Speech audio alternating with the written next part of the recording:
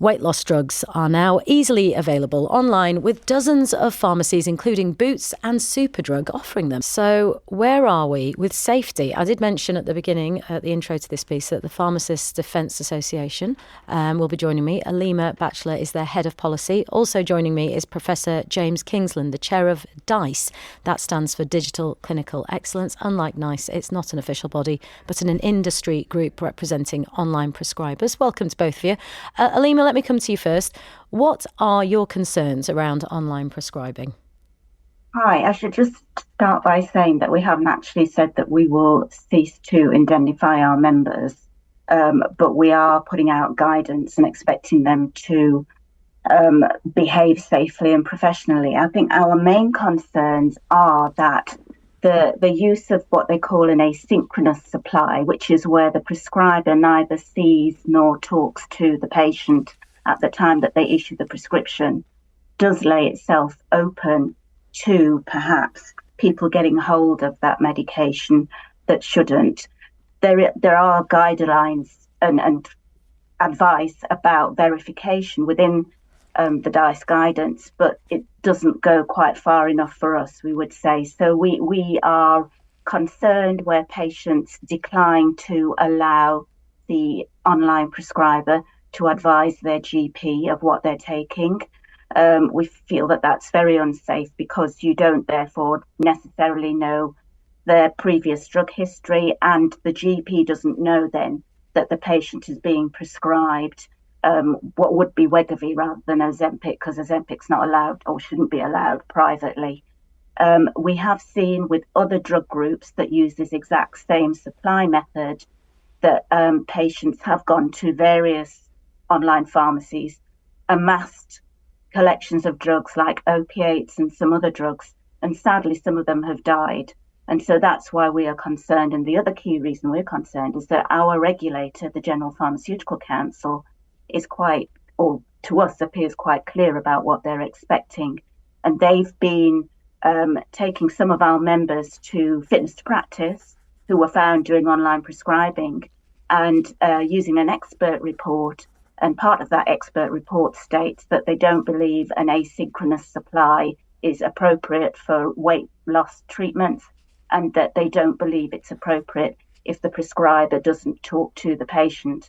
So we would say the questionnaire is great for gathering information to start off with, but then you need to talk to the prescriber, ideally maybe with an online consultation. So what's the process at the moment? Just a simple questionnaire, and you can opt out from telling your GP, and that concerns you?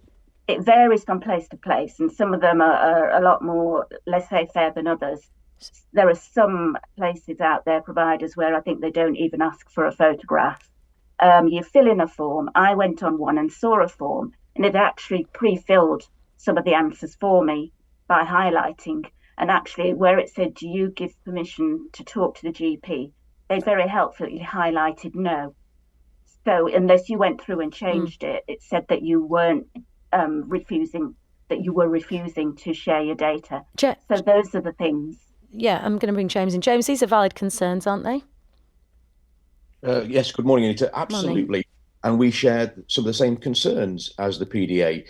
The purpose of DICE is to connect, and the participants are huge industries who, of course, these are the registered and regulated. I think we're talking about some of the questionable providers who may not be registered for or regulated properly for this type of care. So even words like simple questionnaire is probably inappropriate.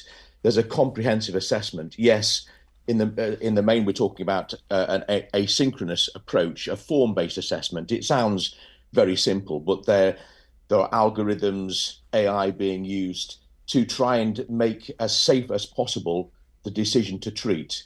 But these are large corporations recognizing this is an increasing area of demand in our system. Explain a bit more about these AI algorithms and how they make it safer.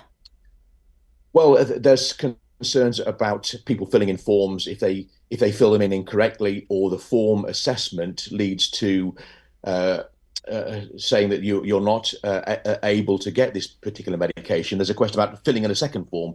Well, there are algorithms to check whether there is any inconsistencies in the form filling in, or people just coming back. so the approach to safety in digital health is being led by some of these corporations to try and make sure, whilst there's no foolproof way of doing this, is building in as much as possible to safeguard against these sorts of problems. But if there's willful misuse, it's always difficult. Even that's whether, I spent 32 years as a GP, and sometimes you do find people who will willfully misuse systems. What we're trying to do is build in as safe a process as possible for an area of increasing demand. The corporations do share some information. You were saying about the extent of the issue. The conservative estimate from the participants in DICE that possibly 250,000 people, since this treatment has been available, have accessed for weight management. Some places like Superdrug and Boots that prescribe online tell us that they always ensure the GP is informed. Customers have to tick that box. Wouldn't it be better if all your members did that? Well, we are encouraging through the best practice guidance that it's difficult to mandate any independent corporation, but saying that best practice would always require the transfer of information. Interestingly, the digital transfer into NHS records is very difficult. Data protection means that the NHS will not allow that transfer at the moment, but we are working with NHS Digital to try and solve that. But yes, all of our participants would say that transfer of information for a consistency in medical record is very important. But of course, it's only with the patient consent. If a patient refuses to disclose information, the only way you can disclose information is, if there's a court order or in the public interest. Alima, do you think that AI algorithms are going to make it safer? They may do, but I don't think they'll be foolproof in that AI, as we know, is expanding hugely. And as soon as safeguards against one form of AI, nefarious practice comes up, then they try and get 3 steps ahead. I do think where a patient declines to give their advice, certainly for certain types of drugs, the General Pharmaceutical Council said these drugs are therefore not suitable to provide online. And I think our view would be if a patient declines to give their consent for letting the GP know, that you should definitely have a direct conversation with them to explore the reasons why. And unless there are very good extenuating circumstances, the safest, most professional thing might be to say, I'm afraid that we cannot supply you with this medication. And certainly some online suppliers are doing that. Yeah, don't online prescribers need to do more to take clinical responsibility, James? Always we can do better, and we are looking at a programme of continual improvement, hence the recent production of something called the DICE mark, which is recognised. We recognise from BSI, kite marks are things that people do look for to confirm the quality of a particular service. So we produce that. We're producing best practice guidance to try and improve the quality and safety of what is a burgeoning area of care. As we heard from, I think it was Jeannie, who was saying that the access to this type of care, not just in weight management, but in lots of health conditions, is increasing, and that demand is going to increase more and more as we use more online services. Have you been reassured, Alima?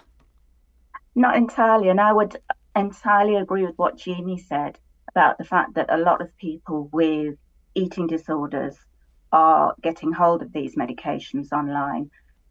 We look at 3 vulnerable groups, I'd say: eating disorders, mental health issues, and people with body dysmorphia who are just carried away with this celebrity culture and feel that, you must be thinner and therefore I must get this drug. And therefore we know that there are lots of people who are somehow, by hook or by crook, getting these medicines who aren't obese or overweight. And because of the side effects and potentially any mental health issues that are underlying their reasons for searching for these drugs, we do feel it incumbent on the prescribers. I think we'd say where you know that a patient is vulnerable or may be vulnerable, then really it's up to the prescriber to increase their mitigations rather than just saying, people are going to take advantage. Yeah. Because is there a vulnerable patient. Is there age verification? I believe certainly for some, I mean, I don't work in an online, but they do look at some form of identity verification theoretically. So they want to know your address. I don't know whether they ask for driver's license or whatever, but certainly you're asked for your age when you fill in the form. And for some of them, I think they want, or they'll link into what's called the summary care record if they can. And that will then link to your NHS record. And then if you've given a wrong date of birth, that would pick it up. But I don't know that that's universal. Well, this is definitely something we will keep looking at. So thank you both for joining me this morning to talk about it. James Kingsley.